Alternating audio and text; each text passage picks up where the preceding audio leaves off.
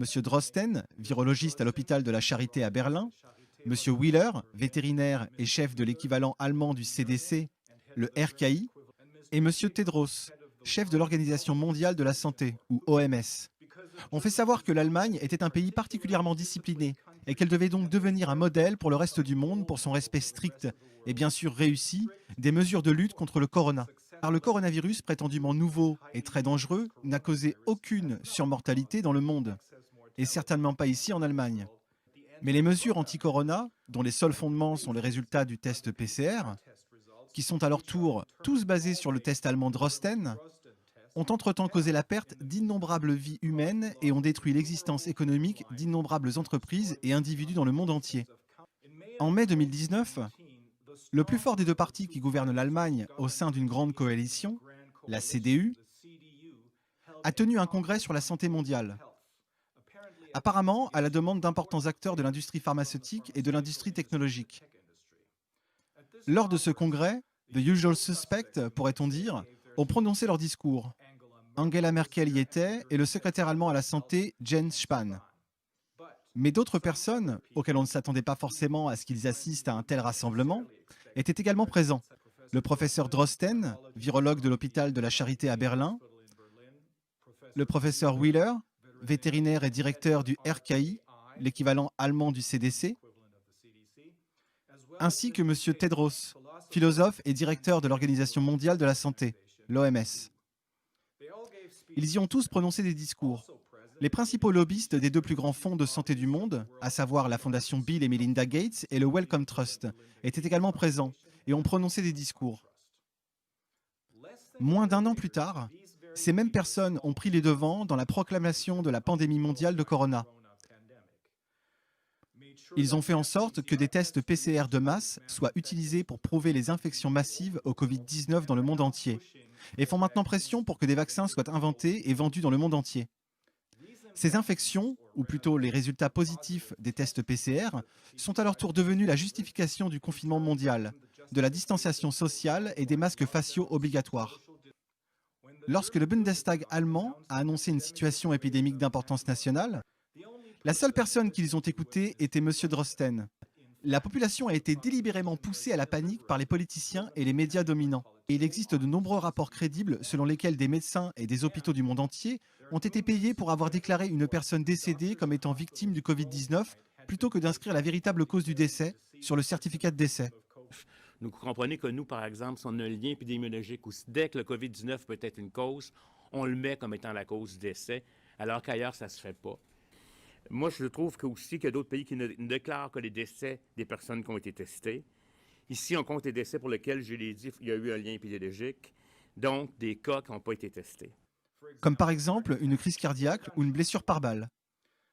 Sans les autopsies, nous n'aurions jamais su que l'écrasante majorité des victimes présumées du Covid-19 étaient mortes de maladies complètement différentes, mais pas du Covid-19. L'affirmation selon laquelle le confinement était nécessaire, parce qu'il y avait tant d'infections différentes avec SARS-CoV-2 et parce que les systèmes de santé seraient débordés, est fausse, pour 3 raisons. Comme nous l'avons appris des auditions que nous avons menées avec la Commission sur le corona et d'autres données devenues disponibles entre-temps.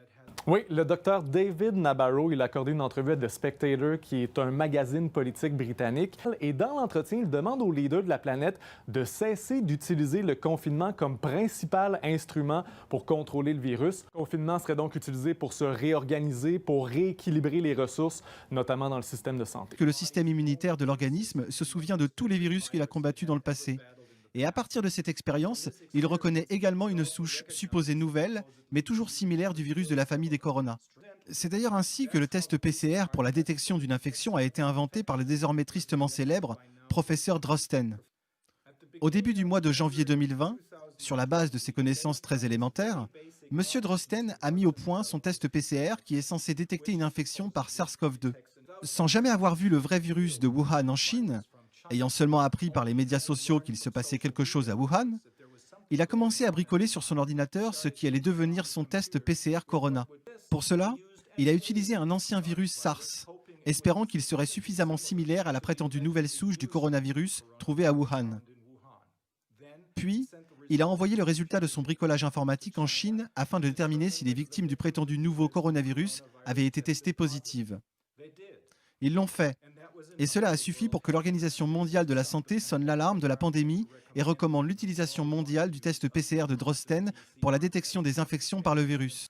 L'avis et les conseils de Drosten ont été, et il faut le souligner une fois de plus, la seule source pour le gouvernement allemand lorsqu'il a annoncé le confinement, ainsi que les règles de distanciation sociale et le port du masque obligatoire. Et il faut également souligner, une fois de plus, que l'Allemagne est apparemment devenue le centre d'un lobbying particulièrement massif de l'industrie pharmaceutique et technologique, car le monde, en référence aux Allemands prétendument disciplinés, devait faire comme les Allemands afin de survivre à la pandémie. Tout ce qui dépasse 35 cycles est, comme le rapportent le New York Times et d'autres, considéré comme totalement peu fiable et scientifiquement injustifiable.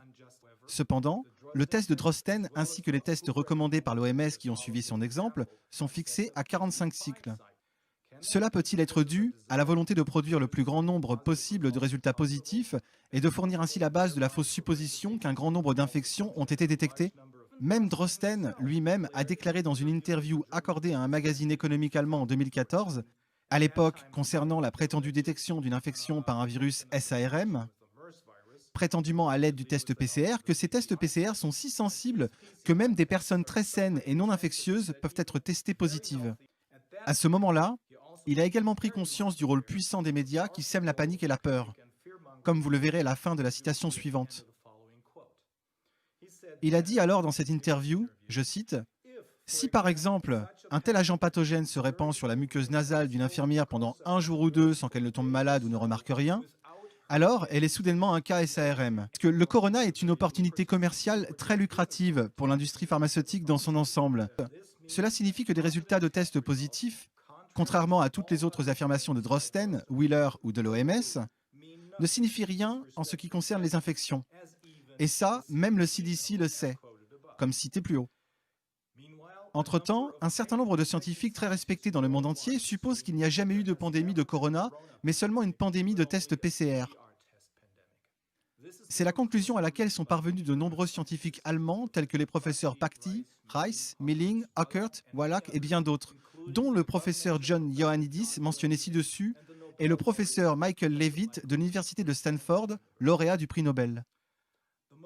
Le plus récent de ces avis est celui du Dr Mike Hayden, ancien vice-président et directeur scientifique de Pfizer, qui a occupé ce poste pendant 16 ans.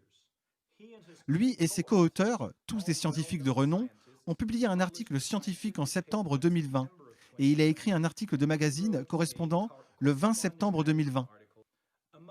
Entre autres choses, il déclare, et je cite, « Nous basons notre politique gouvernementale, notre politique économique et la politique de restriction des droits fondamentaux vraisemblablement sur des données et des hypothèses complètement fausses concernant le coronavirus.